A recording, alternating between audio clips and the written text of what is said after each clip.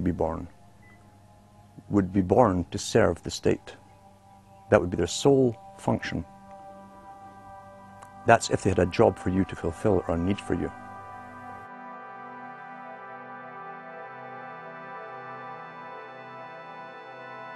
July 4th, 2009.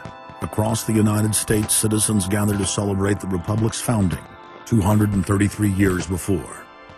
Most people in the crowds were aware that America was going in the wrong direction, that things were changing for the worse. But few could grasp the sheer magnitude of corruption and looting running rampant like a disease through the heart of the nation. The engine of America's greatness is not just its liberties, but the people's willingness to fight to keep them.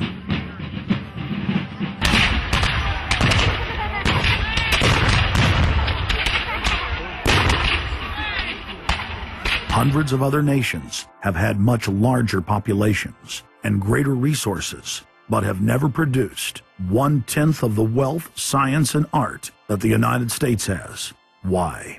In America, you had an amazing situation because you had the founding fathers who figured out that they could deconstruct the monarchy in such a way and then reproduce it with the three primary branches of government in a way that would create checks and balances and separation of powers. So you could have room, therefore, for individuals to work within the context of a cooperative, which is a democratic system of government. But it would still have enough room for individuals to rise up and become profitable and self-sustaining and rich in the pursuit of happiness without becoming dictatorial.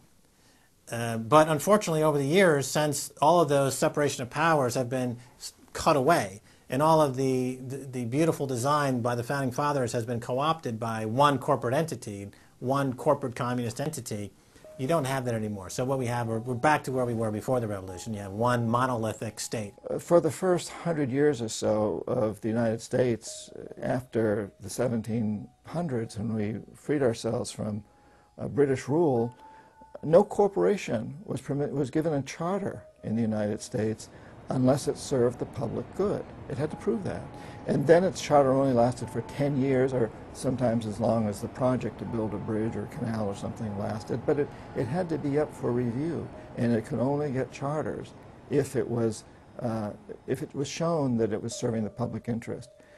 That changed, primarily because John D. Rockefeller kind of bribed Delaware and New Jersey to begin with into accepting a different system where he said, listen, if I pay you lots of money in terms of taxes, etc., I want to be licensed and not have to serve the public good. I want to be able to get around that law. And state after state after state changed at that point. In the United States, our Constitution and Bill of Rights recognizes that individuals have innate freedoms that can never be taken away by any government. For the first time in history, the people were unbound to reach for their full potential, producing and outcompeting every other nation on earth. The rights of free speech, self-defense, private property, due process of law, and many others ignited a revolution in human development that threatened the despotic rule of monarchs and tyrants worldwide. But the corrupt elites had studied history.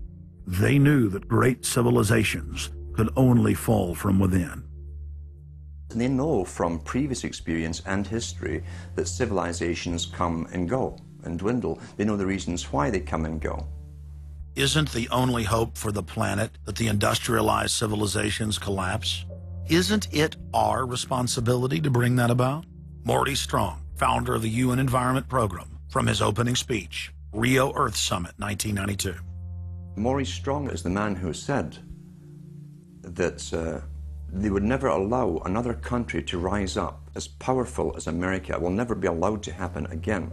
And he said the best thing we can do is to tear down all the factories, all the top commerce of the United States, and level it and give it back to nature. So that was the advice from this character, who has tremendous power at the United Nations and was picked up and groomed by Rockefeller himself. Over the past decades, since the Kennedy assassination approximately, you've had an ongoing oligarchical transformation of virtually every country in the world. And in the United States, it's taken the form of an oligarchical counter-revolution against the reforms of the 1930s, with the Wall Street interest asserting itself as more and more dominant. And once bankers and oligarchs have power, the things that they do, you could call them a policy. You could call it something like a tropism. It's like the way a plant responds. Naturally, since they're oligarchs, they're going to try to downgrade the standard of living of the vast majority of the population. They're going to claim that the world is overpopulated, that industrialization, industrial pollution, and overpopulation are the main problems that face the world. And they're generally going to try to crush and mortify any kind of popular democracy or mass movements with any kind of progressive content. Nations rise and fall. They knew how debt could never be recuperated. They knew that disease or prolonged war could wipe out the population and the future populations that pay off debt. So these guys all work together. That's why it's no surprise that today you have Lord Rothschild coming out pushing the latest scam or religion that we must all believe in, which is global warming, which his personal bank, his family's bank in Switzerland, will be in charge of. They've run the system, the whole economic system of the world for the last 250 years. So why shouldn't they also run the economic system for the next few hundred years? The question of a ruling class, oligarchy as a ruling class, is posed by Plato in the Republic, where we find that oligarchy is a constitution full of many evils, where the rich dominate the government by buying it, and the average individual or the poor count for absolutely nothing. Oligarchy is a frame of mind. In other words, if you're a banker, this is already a world view. It's a world outlook, and it implies the policies that have got us here, right? Malthusian policies, zero growth policies, driving down the standard of living, attempts to wipe out all kinds of mass institutions that might be a countervailing force. This is a scientific dictatorship, which Bertrand Russell said, and the Huxleys said, both Aldous and Julian Huxley said they would bring in the scientifically controlled society. It's not just family planning, which really means abortion and so on.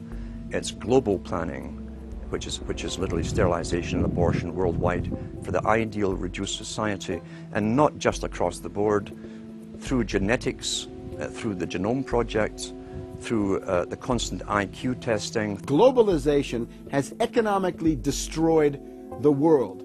You've got at least 40 to 50,000 people who die every day worldwide from starvation, malnutrition, and diseases which can be cured for pennies, such as diarrhea.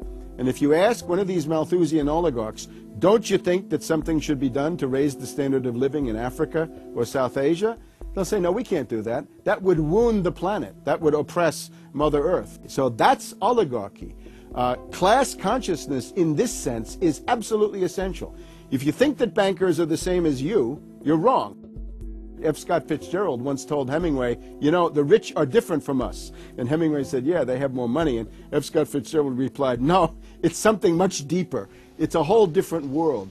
To be an oligarch, to be a Rockefeller or something of this sort, means that you're in a completely different world with values which are the reverse of human values. Now, if you allow the oligarchs to continue to dominate, the destruction of world civilization is a matter of a few decades at the very, very most. So, choose. To force their agenda through, the elites are employing one of their favorite tools, artificial crisis creation, also known as the Hegelian dialectic of problem-reaction solution. You never want a serious crisis to go to waste. And what I mean by that, it's an opportunity to do things that you think you could not do before. The Earth's ruling elite are first and foremost monopoly men. The founder of the Rockefeller clan summed it up simply when he said, competition is a sin.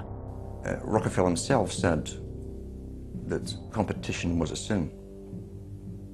And people quipped at that, thinking it was one of his little jokes. He made many jokes about saving pennies and stuff like this. But in reality, he was telling you a truth, that competition to a man like him, who worked for a much larger organization, competition truly was a sin. And The cartels that have been formed ever since have become much bigger, more powerful cartels which can literally command governments, sometimes to go to war on their behalf, have occurred. The economic crash of 2008 and 2009 was an engineered crisis designed to cripple sovereign nations globally to make way for a world currency and a new Bank of the World. China is holding, what, $1.5 trillion